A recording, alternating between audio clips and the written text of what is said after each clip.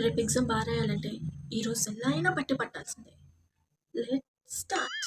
వామ్మో, రేపే ఎగ్జామ్. ఈ బుక్లో పేజెస్ చూడు, నాకేం గుర్తుండట్లేదు. అన్నీ అలా చదివి ఇలా మర్చిపోతున్నా. దేవుడా, వింటున్నావా? రేపు ఎగ్జామ్ నేను బాగా రాయాలి.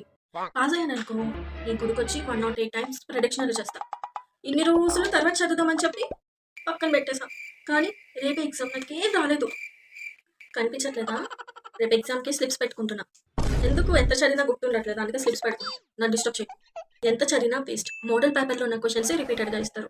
అందుకే మోడల్ పేపర్లో ఉన్న క్వశ్చన్స్ చదువుకుంటున్నా. నేను చక్కగా సైడ్ రైటింగ్స్ చదువుకుంటే సరిపోయింది కదా. దానికి ఎందుకు అంత కష్టపడ్డావు? సైడ్ రైటింగ్స్ రాసినా పాస్ అయిపోవచ్చు. లోపల మ్యాటర్ ఎవరు చూస్తారు? నేను ఇంకా స్టార్ట్ కూడా చేయలేదురా. పర్లేదులే, లైట్ సప్లీస్లో రాసుకోవచ్చులే. చెప్పవే. నేను పొద్దున్నే షాపింగ్ చేసి షాపింగ్ బాయ్.